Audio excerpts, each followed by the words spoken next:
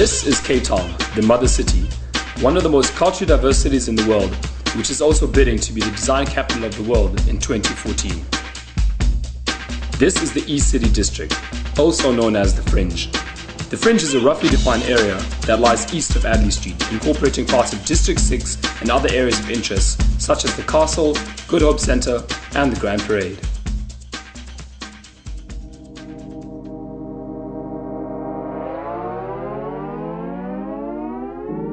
To get a feel for the location, we realized in order to understand the common problems, we would need to talk to businesses, people on the street, and other stakeholders.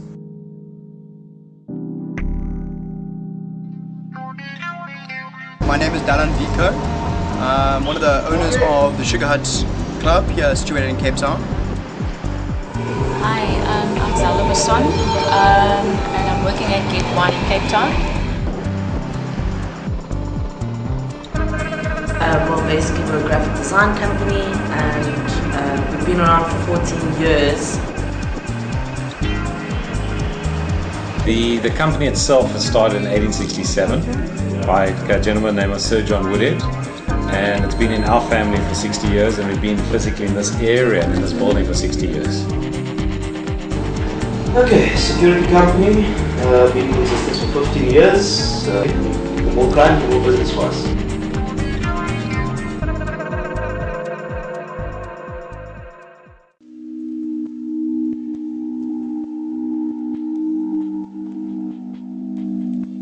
I describe this place as very unsafe and also very too crowded. Sometimes we are afraid if we walk because a lot of people sleeping in the streets and all that. Yeah. And you get all the gangsters and all, you must be careful if you walk. Security means a lot for any business, I suppose. The area must be safe. Must be safe? Yes. Yeah. The area must be secure. Yeah. The people walk up and down. Yeah. You'll always find somebody on the corner and standing, looking up, and thinking. It doesn't feel as safe and it doesn't feel as nice as what it could be. At this very moment in time, you can see that the parking is very too much parking, and you see people wandering around. But the next moment you hear somebody start screaming or whatever the case may be. So, but is there enough parking? Don't look like. If they take the parking away, that's suicidal. Parking is very important. I would definitely recommend that they should, no matter what the cost is, as long as it still leaves us with a view of the mountain. If you look across the road from me, one of my biggest problems is that I have a venue where we're looking at aiming at high clientele, and when they're eating dinner or drinking their spirits, you look across the road and you see vagrants and beggars. And it's very difficult because you have to work with these kinds of people. You can't just chase them away, otherwise they'll just be back on your property the next day. See, I'm in the clothing business and there's so many women and all that sit at home looking for jobs. That's why they tick and they use drugs and they use alcohol because there's no work. Because I must know the glamorous and the nightclubs. I'm serving the Lord. They need Jesus.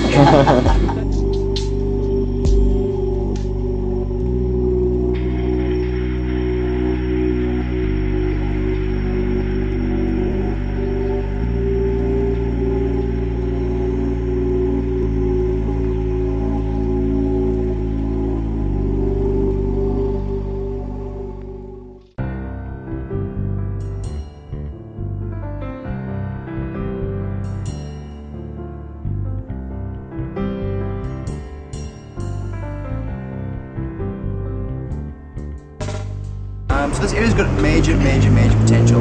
But it's nice. Cape Town was a nice place. It's nice. Yeah, very nice. And yeah, myself and my partner found this location, found this area. We see the potential in this area. But actually, Cape Town is a nice place. Beautiful. People ask me, can I put it in the word what I think of the area, and I just said, well, emerging. The potential is there to do so much. It has been in the last, I think, 5, maybe 8, 9 years, it's been slowly shifting to where it is today, and only now it's starting to take off. In terms of surroundings and psychology of people, obviously when the surroundings look better, in an area, you'll find that people also behave better in an area. Teamwork, working together, you know, liaise with one another, you know, implementing things, you know. Businesses are going to pay for everything, so that's not a problem.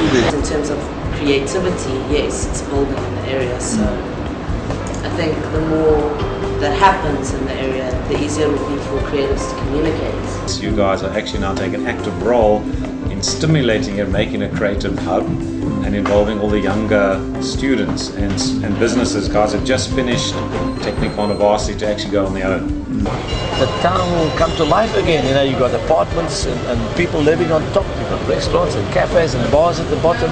It's like the big cities. These things must be tailored for government. So government can sit down and see how the country looks through the eyes of the youth and what is required.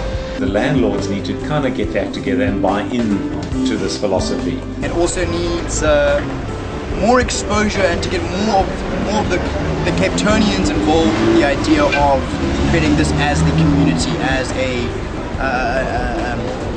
project for Cape Townians. More trees and make it a green area. Or even solar panels, these kinds of things maybe we should look at. It's busy growing and it's busy looking nicer. So what you'll find is there's lots of streams that come up Table Mountain that run here, and I think there is a committee or some project that's underway where they're trying to bring that back. I'm hoping for an urban landscape environment, which I've put forward many times already. Where it's open green space like Hyde Park or Central Park, where you can have visual arts and art and bands playing and music, because there's a tremendous amount of students. It makes the place alive again. It must not be developed. It must become an urban, open, green space for people. Would you be interested, or more or less perhaps the boss of the establishment, be interested in supporting a program that is designed to improve the community and uplift the surroundings? I'm sure we will, yes. But if we're a little bit more innovative in how to solve the problem of parking, it can be done. We are bound by a constitution to have all these plans in place for upliftment and empowerment. So yes, we do. We'd definitely be interested because we do already do small pro bono things for people, like the business cards we did for the ceramic company now, just to kind of help give back to the community, because it's something that I think our boss and we all feel very strongly about.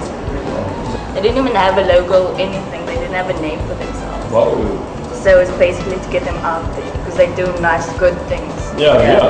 So this guy's just basically hands-on helping people from the community, but there's no real business aspect to it, no marketing. Yeah. That's why we're trying to uplift the area and putting a lot of money into this area.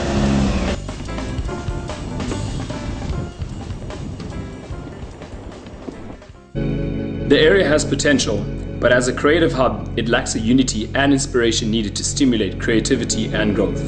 This is our main problem statement. What needs to be done? We need to encourage community involvement with all the stakeholders, incorporate the homeless into the development process, attract more people to the ECD Fringe, and address the issue of parking and the lack of greenery. The Stitch initiative proposes to reinvent the ECD Fringe as a unified area that comes together to achieve common goals, linking the creative industries so that they can feed off one another for inspiration and work together in uplifting the area. The dashed line pays homage to the textile industry of the past, while representing a trail of creative thought. This will act as a motif linking all the ideas to a central theme of inspiration through combined effort, the creative process, and the stitching together of the community.